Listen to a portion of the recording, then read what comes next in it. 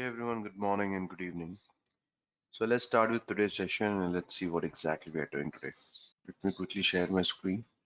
Okay, so yesterday we spoke about how do we create a ARM template. Okay, later we deployed the ARM template using Azure CLI commands. We created variables. We saw how exactly a variables is created. Then we also created parameter file, a separate parameter file through which we deployed a ARM template using the parameter file. Okay, so that was all done manual from my local system. We have done all this manually from my local system using Azure CLI. Now today we'll focus on how exactly we can deploy ARM using CI/CD pipeline. Okay, anyone any question in between? Yo, Yeah, tell me please. Any questions? Sirisha, questions? No problem. Okay, let's go and see how do we integrate the ARM template which we created. This is the ARM template which we have created. This is my parameter file. This is my web app file. Now, how do we integrate this with an existing CI/CD pipeline? Okay. So let's go back to our own project. So this is the project what we have created, and this was the pipeline which we have created. Now I want this ARM template to be part of my build. Why exactly I want this? Because if it is part of my build, then the ARM template will be part of my drop location.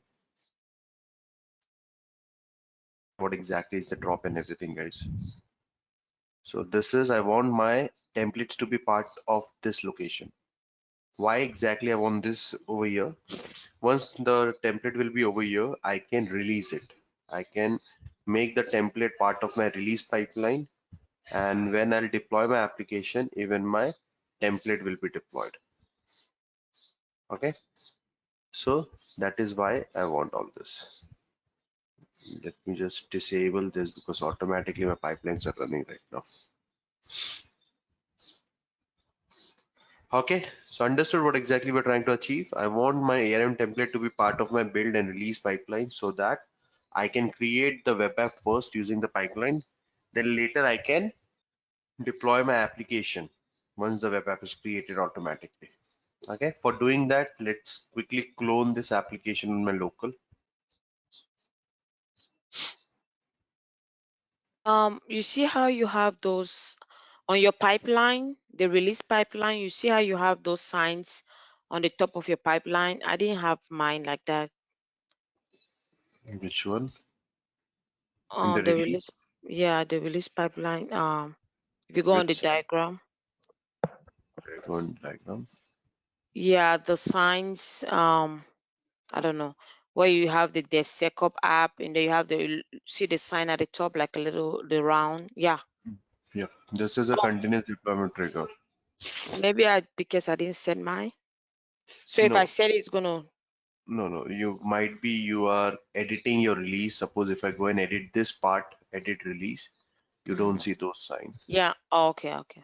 You have to go and edit pipeline. So this is where your actual pipeline Oh, gets. yes, that's true. Yeah, I did pay the release. Okay, thanks. No problem. Okay, let me quickly go and clone my existing application on my local. Okay, so I am inside my application name. It's Valaxy. What I'll do, I'll inside this folder, this is the application. What I'll do, I'll create one folder name ARM template inside my, and in this template, what I'll do, I'll copy my files and I put inside this ARM template folder which I have created. Okay, perfect. Now I can simply do a git status. There are two files which got added. Okay, I'll simply do a git add and I'll do a git commit added template file. Okay, perfect. And I do a push.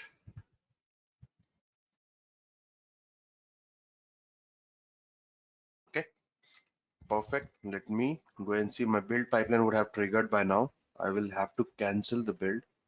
Has not triggered. The reason is we have enabled path filtration and branch filtration. Now I don't want this build to run also because I have not added the ARM task as if now in the build. I'll have to go and add the ARM task before we go and proceed further. Okay. Okay guys, so if you go to my repos now, you can see my template files over here. Perfect. This is the template file which we have created in yesterday's session. This is something we have created, and this is what my file looks like over here.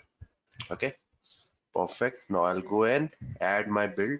So if I want this particular file to be part of my drop location, so I need to have those file added in my build. Okay, how do I add? I can go and edit the build. Now what exactly I can do to add?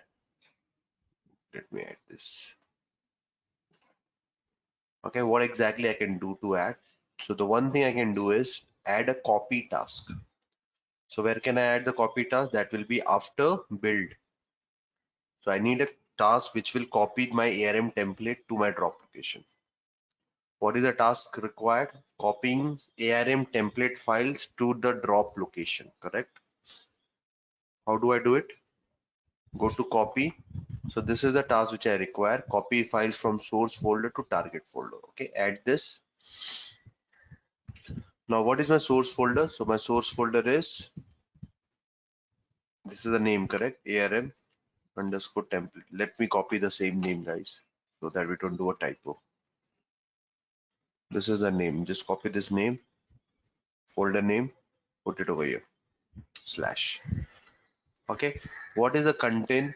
So your ARM might have multiple things, folder. So if you want to just have the JSON content to be copied, so what we can do, we can have something called dot JSON. What will happen? Only JSON content will be copied. We all know what exactly this is now, correct? This is the wildcard entry through which, and even this is not required. If I just do this start.json, even that is more than enough. Target folder. Now what will be your target folder? Where do I put the JSON file so that it can go to the drop location? So we can put this over here, build artifact the staging directory. What exactly this location is? This is a place on your agent pool where all the files are downloaded before it goes to drop location, correct? Let me show you the predefined variables also.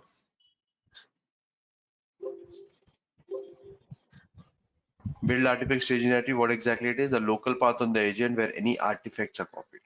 Okay, so if I want this ARM template to be part of this location, to be placed over here. Why exactly to be placed over here? So that when I run the next task, publish task, I'm publishing everything from this location to my drop. So even my template will be published. So what I'm doing, I'm putting my JSON file in this location, and in the next task, I have a task wherein I'm publishing everything in my drop location. So if my ARM template is part of this location, it will be published also. Okay, make sense? I'll just save it and queue it. Make sense, guys? Any questions, any doubt? Why we add the copy task and things like that? Anyone? Okay, no problem. Let's wait while the build is happening. Okay, sure, Prashant. So what exactly we are doing? Let's start with that first. We have a template file created. Now that template file, we have executed the template file manually using a CLI command yesterday. Now I want that template file to be part of my CI/CD pipeline. Okay, so what did I do first? I created a folder, ARM template. I kept my template file inside that folder and I pushed into my remote repository. Once I push to the remote repository, the files are reflecting over here. The first part is done. The second part is I need to integrate my template in with my build pipeline. Why do I need to integrate? Because if I don't integrate, the template will not be part of my drop location. I need those files in my drop location so that later I can use it for releasing. So hence what I did, I added, in order to have those file in my drop location, what did I do? I've added a copy file task, copied the JSON file into the build artifact staging directory. Build artifact staging directory is nothing but it's a path on your agent pool where all your files are placed before it goes to the drop location. Okay, so that's why I've just added over here, and later in the publish artifact task, the file will be kept in the drop location. Okay, that's it. Now, if I go and look into my drop location, you should see the file also, the ARM template file also.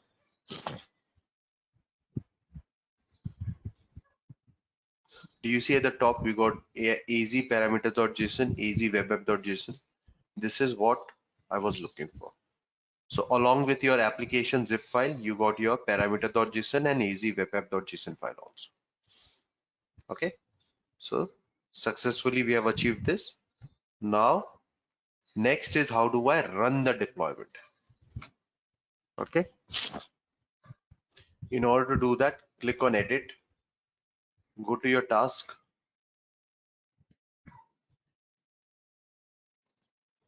Okay, so I got a deployment task over here. But before I go and deploy, I need to create the app service. So the app service is not yet created. How do we create an app service?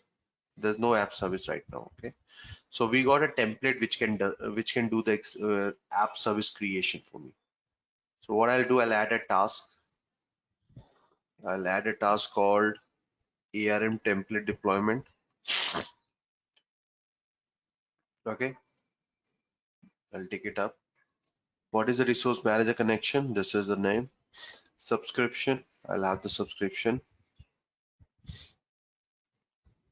Okay, resource group name. This is a resource group name which will be created, guys.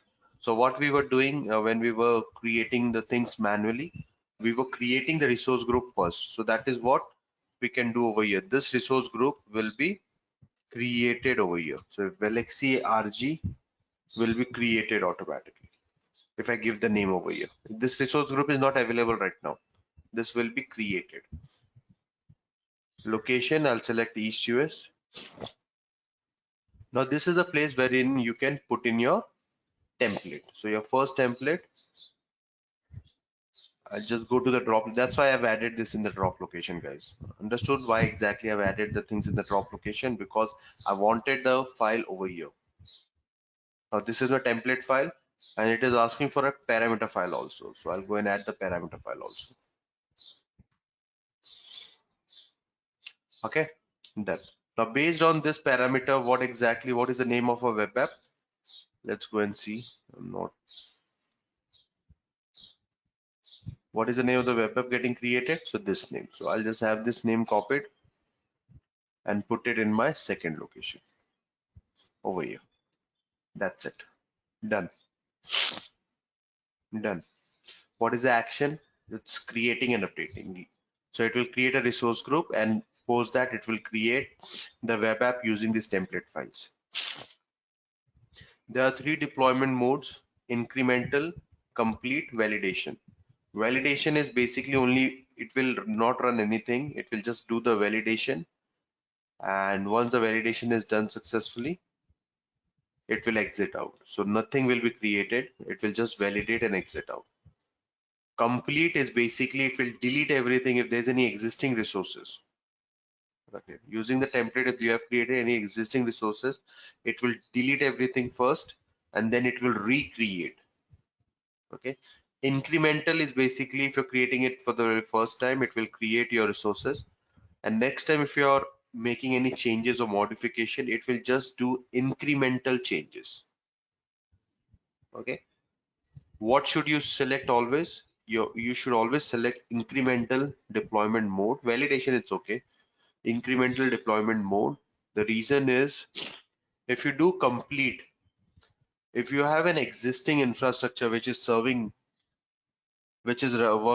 as a production or serving any application, So that infrastructure will be deleted, guys. Okay. So don't do that. Never do complete, because there are so many, not just the infra creation, there are so many configuration or changes also you do. So if you do complete, everything will be deleted. Always stick with incremental. Okay. Save it. Done. I got my ARM task and I got my deployment task. Both are ready. I'll create a release manually for now. Now, before I go and deploy, I'll just disable the deployment task and I'll just run the ARM. I want to see if my ARM is working or not. Okay. Now I'll just go and deploy. Okay. Reiterating again. Added a ARM template task. Okay. Gave reference to my, and this is where my resource group is getting created. Okay. Gave reference to my template which I've added in the drop location and the parameter file, and the deployment mode I have selected as incremental. Okay. Now the ARM is getting deployed. So the things which we were doing manually by running the command az deployment create and all, this is all happening using CI/CD pipeline, and this is what in reality you will be doing things using pipelines, not manual.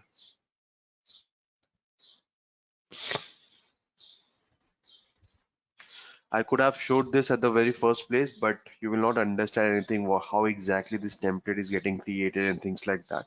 That's why we did everything manual first, then now we are automating the entire thing.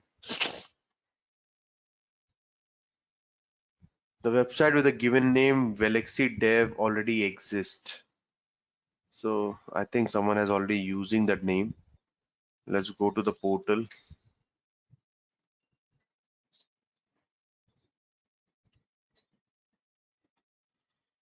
See, the service plan was created, but due to someone is already using the name, my pipeline has failed. Now, how do I go and let me just remove this my from my side itself. Now, how do I get this working? I'll have to go and edit the parameter file now. One way is just to go and edit the parameter file. So I'll go over here, go to my ARM template, go to my parameter file, edit it, use something unique. I'll name it as DevSecOps123 now. Valaxy DevSecOps123. Okay, commit it.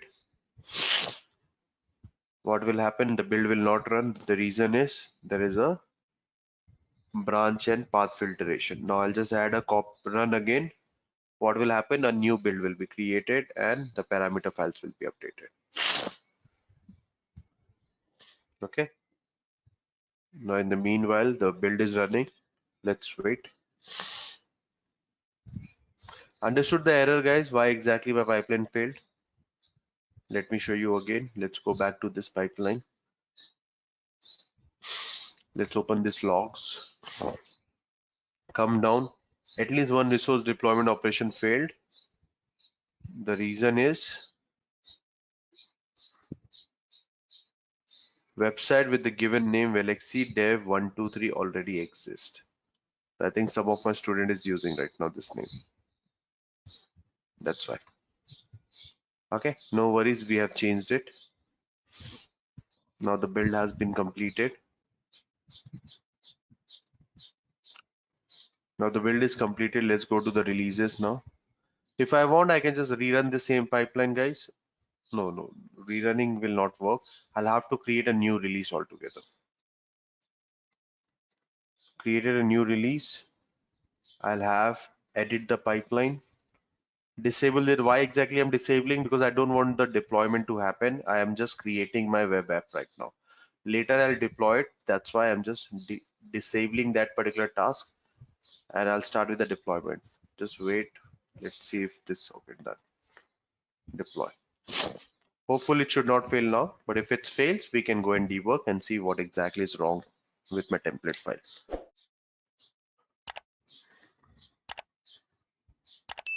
Okay, I'll show you different ways to handle changes in the template. This is manual. Again, we manually changed it.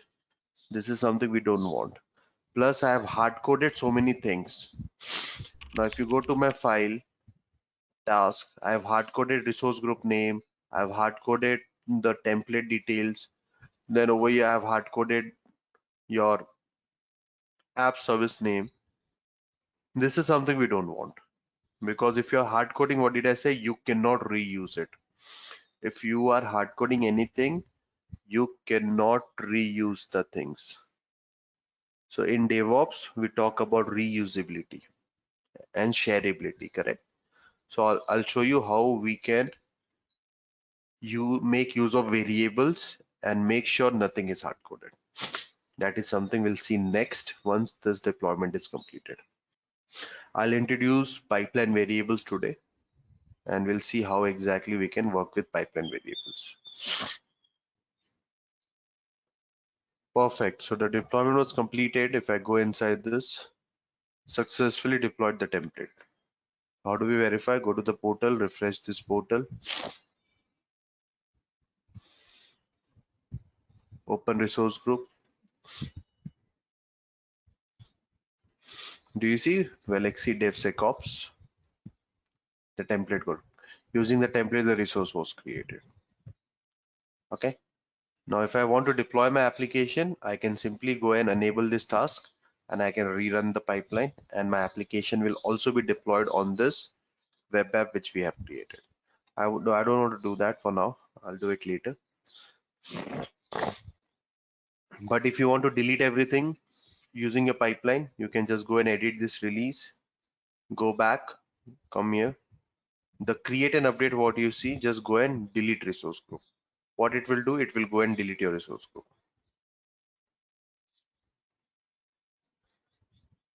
Okay. Now what it will do automatically, it will go and remove everything, whatever was created. We'll run it again, don't worry guys. So it is just a demo which I'm giving right now. We'll run it again. Now my next question is, this is for a dev environment which we have created the pipeline. Now if I want to create a QA environment, what did I say yesterday? That ARM template can be reused multiple times. Like suppose if I want to create a QA environment, like if I name it as QA, I'll keep it manual for now. Do you think a QA environment will be created, a name like something like this will be created with the existing template? Do you guys think? If I have something like QA environment created, I want to have some such names, what do I need to do with my template? Parameterize it. Yep, sorry, Parameterize it. Like create a parameter that you can pass in values. pass in values. So that means where do I pass the value? In the parameters, correct? Yeah. Okay, that is one way of doing. Again, what did I say? If I have to go and edit the template file, then what is the use of reusability? So we should have a way out. Without editing the template file, I should have the environments created. And plus, as I talked about, that there are so many options which are hard coding, which is not accepted. So how do I get this working without hard coding values like this? So there is an option of pipeline variables.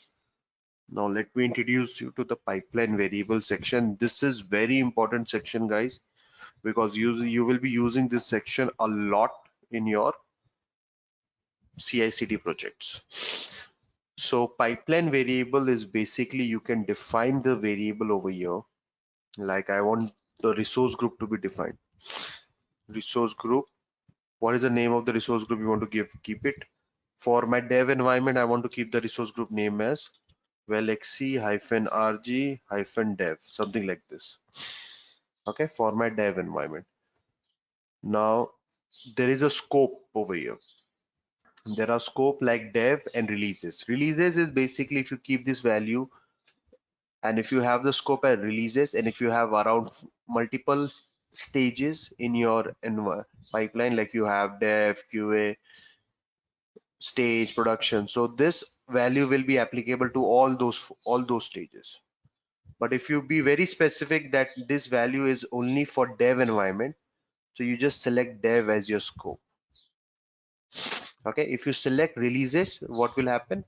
This value will be applicable if you in future, if you, I don't have multi-stage right now, but if I have multi-stage, this value will be applicable to all.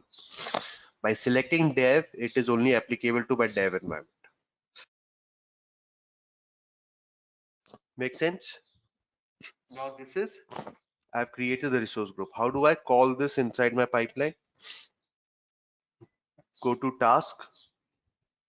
Now the resource group, where did I hard code my resource group name? Over here. I just have a dollar, open bracket, close bracket, and the name of my variable. Now by doing this, I'm not hard coding. The values are given in a separate location called variables. And basically I'm not hard coding anything right now in my pipeline. Okay. This is one way you can make your pipelines reusable. One way, I'll show you the importance of this when I create a new environment now. One way you will be making your pipeline reusable. Come to the task again. Now what all things we have hard coded? Resource group name is hard coded. If you want, you can have a location name also, but that is okay. Now, very importantly, this template file is okay. If you go and look into the template file, there's nothing in the template file which is hard coded right now. If you go and look into your template file, we have parameterized everything. We have not hard coded any. In your template, there's nothing hard coded right now. So this file is okay. This is okay. There's nothing hard coded.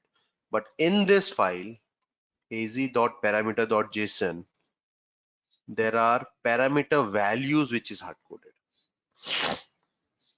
We got the service plan name, we got the web app name, and we got the SKU which is hard coded.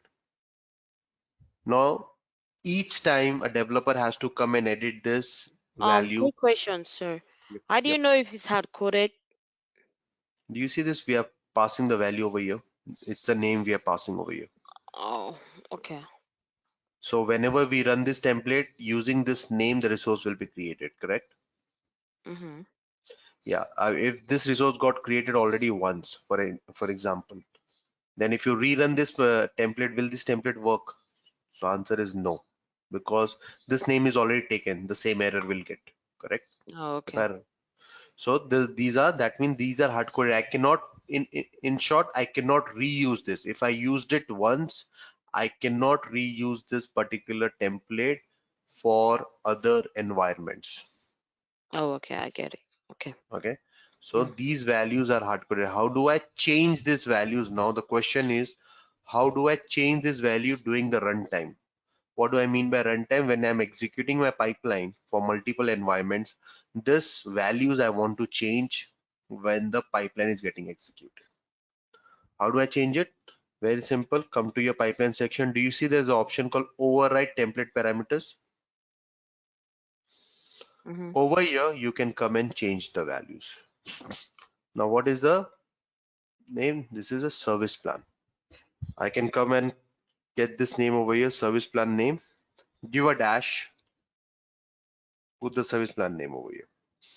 Now you can, whatever name, service plan name you have, you will give over here, the value will be updated. Like you want to have a service plan name as Valaxy -dev -sp, something like this, the name you want. So when you run this pipeline, this value will be updated. Now again, I don't want to hard code. Now this value which I'm giving over here in the task, I don't want to hard code. What will happen if I hard code? I cannot create new environments, because if I create a new environment, the same value will be added over there. So what I can do, I can place this inside my variables. I can name this as service plan. Okay. And I'll have the values over here. Make sense? I'll put this as dev. Now what I can do, I can simply have this service plan over here. How do I come call dollar open close bracket this way. Now two things, we are not hard coding the values inside the task. We are not hard coding the values anywhere in the template. Now I can reuse the template n number of times. Same way I can have it for web app name also, dash web app name, and the values, whatever values I want, I can define it over here. So I can have web app name, something like this. I'll name it as Valaxy DevSec dev. I have to give numbers over here. Okay, Valaxy123 dev. This name is unique. Okay. Now I'll select this as my release, and I'll call this name inside my task. Dollar open and close bracket. Perfect. Now if I want for the F1 also, I can do it, but that is not required. If this values is getting called, that is totally fine for me. That is okay. Okay, now I'll save it. I'll disable this deployment for now. Yeah, even in deployment, guys, let me edit this. This name is hard coded. So how do I replace this name with? I can replace this name with my app service name. So this is the app name. I can come over here where it went. I can have dollar open and close bracket. This way I can do. Okay, perfect. Now I can create a new release. Before I go and create a new release, see this. Now you got a dev environment. Now if I go inside my dev environment, is there anything hard coded? No, there's nothing hard coded. Everything is defined as a variable. Now where this variable values are defined, the variable values are defined over here. Looks perfect. Now if I want to create a new environment this time, if I want to create a QA environment for now, for example, QA. Do you think I need to go and make changes inside my task now? Do I have to go inside and make changes over here? No, because we have not hard coded anything. I don't have to change anything inside. The only place I have to go and change is at the variable section. Now, when you come to the variable section, now do you see duplicate values and automatically a QA scope is popping up over here? The only thing I have to change is come and make changes over here. Make this as QA, make this as QA, make this as QA. That's it. I got a new environment created with no time. I have QA also. Now, if I create a release and if I just try to run the pipeline and deploy QA environment now, so you will have something like this created now automatically. So did we change anything at the template level? Did we change anything at the ARM level? The answer is no. We are using the same template file. Did we change anything inside the task? The answer is no, because we have not hard coded anything inside the task. The only place I've changed, I've not even recreated all this. It already got created automatically. The only thing we did is just change the dev to QA. That's it. That is the only thing we did. And this is what you need to do in reality. You should have everything defined as a variable, pipeline variable, and whenever a new environment, or if you want to share this task with someone, like suppose if there is one more project which is doing the exact same thing, and you want to share your task so that they can use your task. When you're sharing this task, they don't have to go inside the task and make any changes. They don't need to do it. The only thing they need to come and do is change the variable. That's it.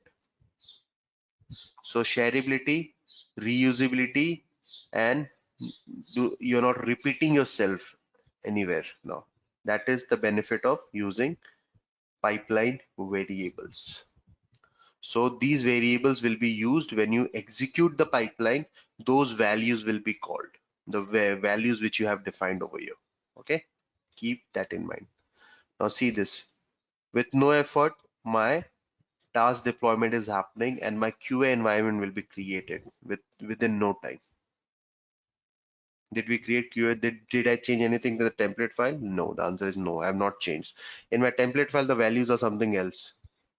But in my reality, see, in the reality, if you go and see, I got my QA environment created.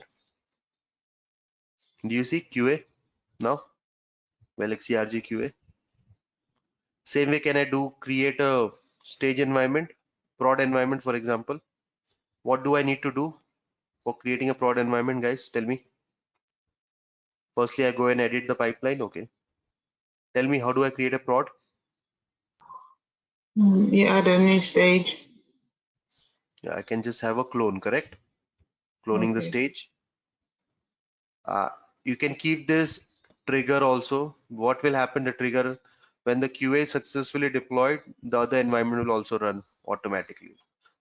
So that is what this trigger is all about. For now, I'm keeping it manual. I want to run this manual. And the only thing I have to do, come and change this to prod. Okay. And go inside the prod variables. Wherever you see the prod variables, you see the prod variables over here. So even this variable, pipeline variable, is also getting created automatically. You're not creating it, correct? You're not writing this variable again. The only thing you go and do is change to prod, prod.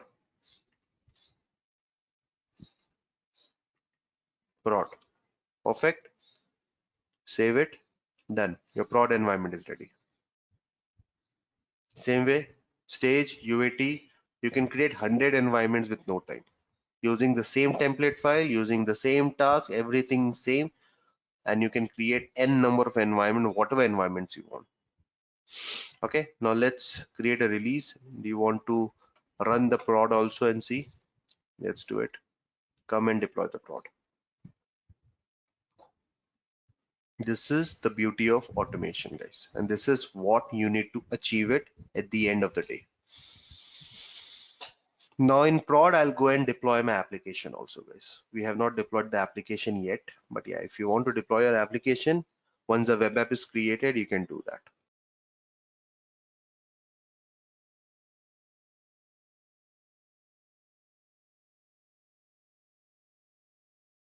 Okay, make sure to practice this, guy. This without practice, you cannot understand this well. You need to go and do this entire thing by yourself. Then only you'll understand what exactly you're doing. Okay, make sure to practice this at least 3 to 4 times. Then only you will understand what exactly we are doing. Why are we calling this variable? Where the variable is defined? What is the scope? And how exactly we are reusing the template file? All these things will be done with practice. Okay, and this is something you will be doing in reality. Keep that in mind. Refresh this. Do you see the prod SP? Similarly, you should have. Let's go to resource group. Do you see there are a couple of resource group, prod and QA? And do you see the web app, prod web app over here? So even prod was created. Now let's go and deploy. We have not deployed our application yet. So let's edit this release now. Go to prod and enable this. If you want to rerun your ARM template, there's no, you can run it. There's no harm because the deployment mode, what we have selected is incremental. So nothing will happen, but it will take 1 minute of your time. So let's disable it for now. And let's go and deploy our application now.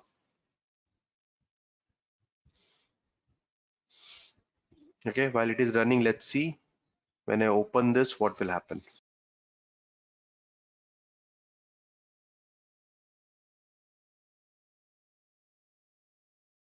Okay, we are getting a default page right now. Perfect. So let's wait for a deployment to get completed. Once the deployment is completed, we can see what exactly we are getting.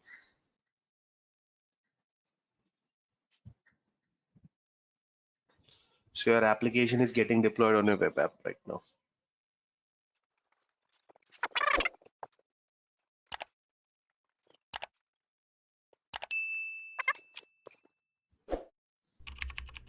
Let's try to refresh the page if it is deployed.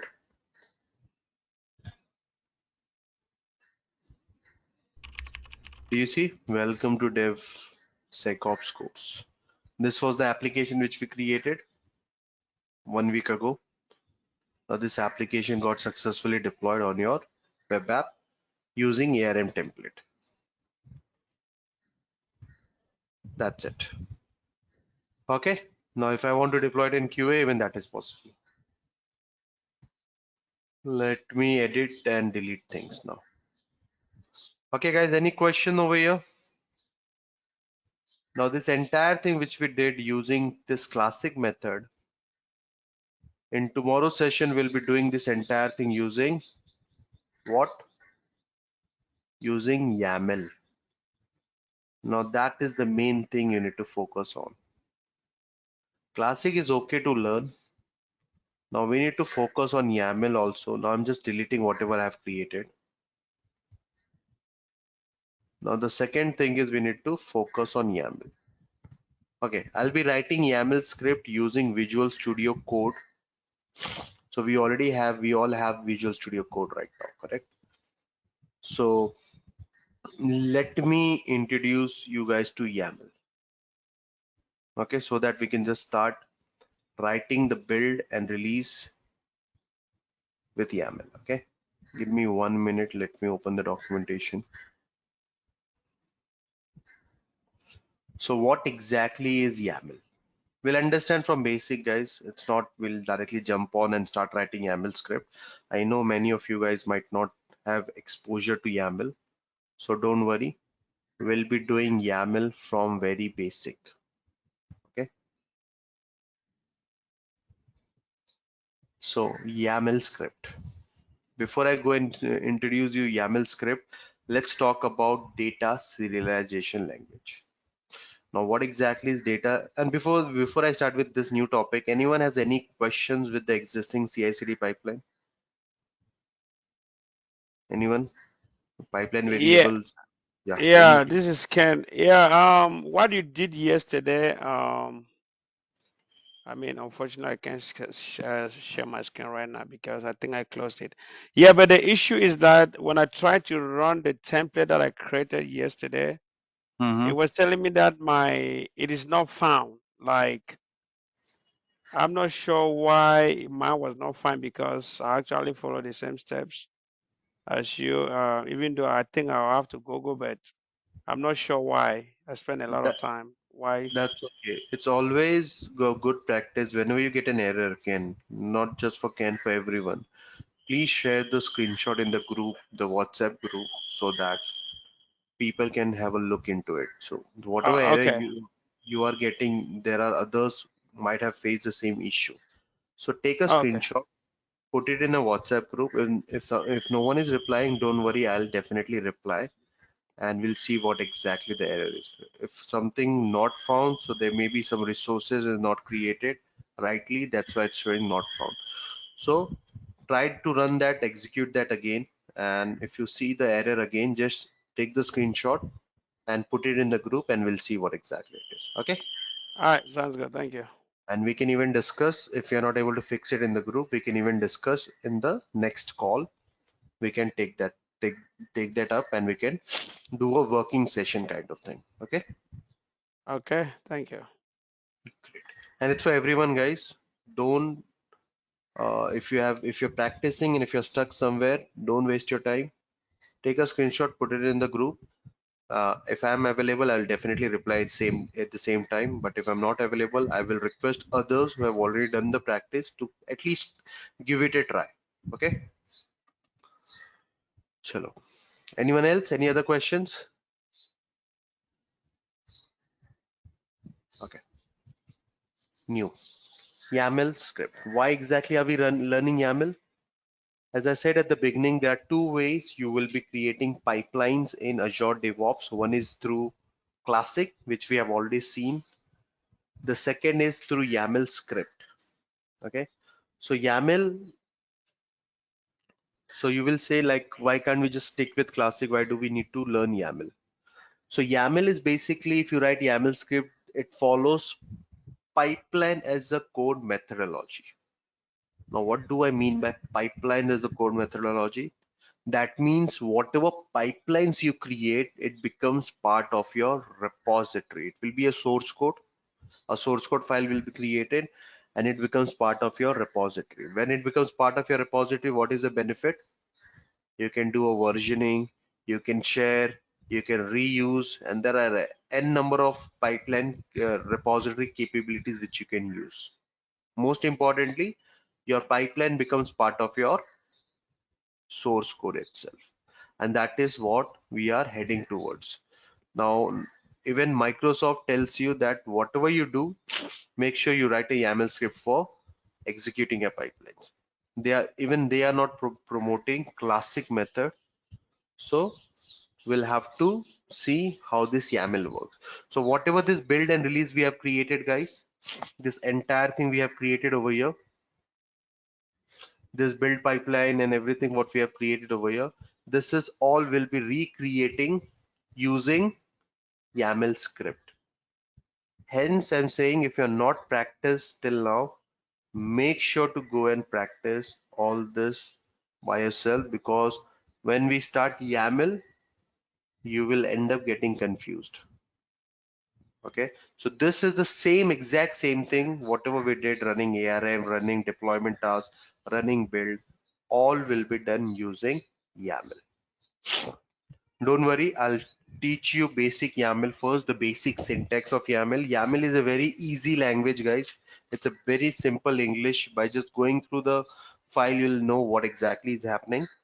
The only thing is you need to just take care of indentation and that's it. Okay, and so before we talk about YAML, let's talk about data serialization language.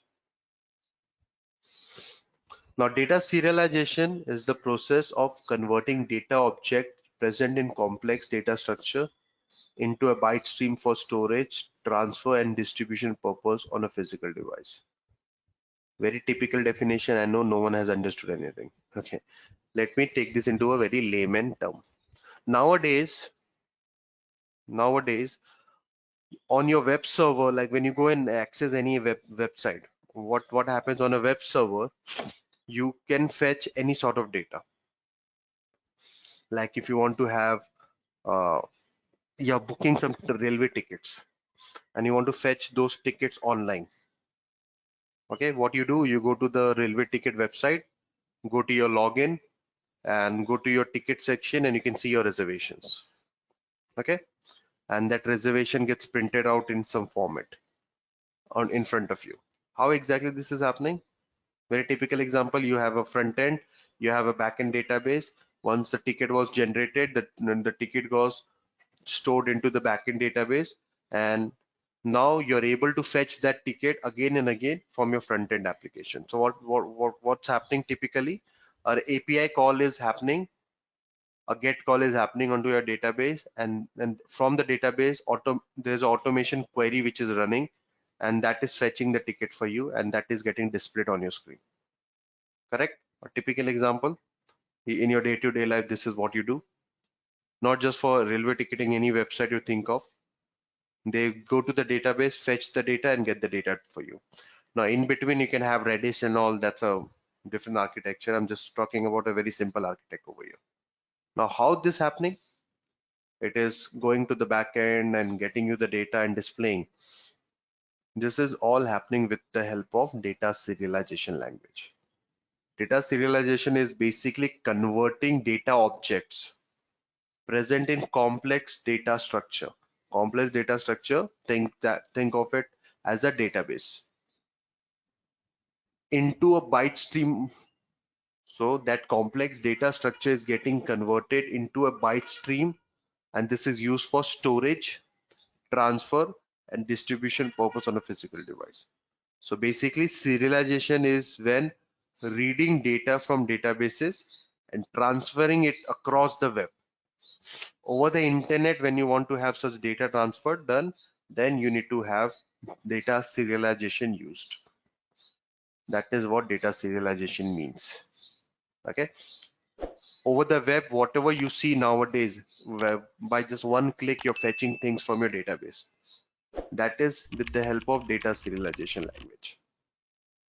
Okay, all this is happening because this is data serialization is lightweight. It takes very less space in KBs, and it fetches the data from your database and it displays it on your screen. Thanks to data serialization, this is all possible nowadays. Data serialization is of three format. JSON, we all know, we have seen ARM template, YAML, and XML. These are very commonly used data serialization format which is available in the market right now. Okay, so serialization is when reading data from databases and transferring it across the web. That is what serialization. Now just think of ARM template. What ARM was doing? What did you do with ARM? You created a JSON file, correct? Now, do you think the JSON file got deployed on and created your web app? No, the answer is no. The JSON was converted into API call,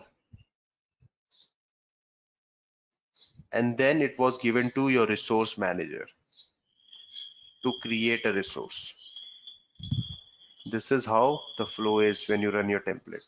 So that's why, all thanks to data serialization language, that easily you were able to convert this complex template into a byte stream of data, and the data was transferred across. Okay, so that is what serialization is all about, guys. One of the language in serialization, we got YAML over here, and this is what we will be using. YAML is a data serialization format that stands for YAML End Markup Language. YAML is written in very simple English and easier for humans to read and write. It's written in very simple, very straightforward English, and it's very easy to read and write. YAML supports various data types like cases, arrays, dictionary, list, scalars. These are all the data types which is supported by YAML. When I say dictionary, I'm talking about key value, key equal to value. So if you say name, my name is Victor, so you say your name equal to Victor. That is what you're saying, key value. List, your list of items. So this is how you will say. You will say apple, mango, banana. So this is your list of items which that is what list is all about. Okay, so this is all supported by YAML. It also has a good support for popular language like JavaScript, Python, Ruby, etc. If you want to have your YAML script integrated with all these popular languages, even that is possible. YAML only supports spaces, and it is case sensitive as well as space sensitive. This is the thing which you need to keep in mind. YAML only supports spaces. So basically, what do I mean by this? Now, if you're writing something, key equal to value, something like this, do you see there's an equal number of space which I'm giving? One space over here, one space over here. This is only possible if I'm using my space bar. If I use a tab, what will happen? Multiple spaces, hidden spaces will be added. What will happen? Now I'm doing a tab right now. So basically when you do a tab, 3 space gets added in your file. So never use tab. Only your space bar you should use when you're writing a YAML script. And it is space and case sensitive. Case sensitive, if anything is written in uppercase, you have to write in uppercase. For YAML, this key,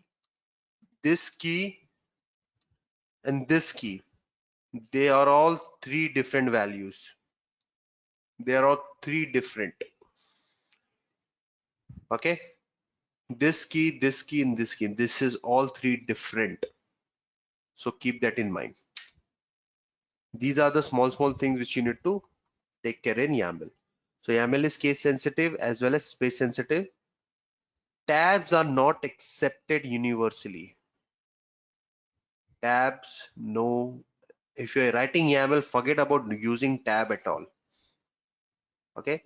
And the YAML file has a .yaml extension. It could be .yaml or it could be .yml also. Someone say YML, even that is okay. .yml also. Okay. So these are few things which you need to take care when you're writing YAML scripts. Data, we'll talk about YAML basic format. We are already up today. So we'll continue with YAML tomorrow again, and we'll write a first YAML build pipeline tomorrow. Okay. So that's it for me. If anyone has any question, please do let me know, or else we can go and wind up the call for today. No questions? Thank you very much. Let's meet up tomorrow and let's continue with this topic. Bye bye.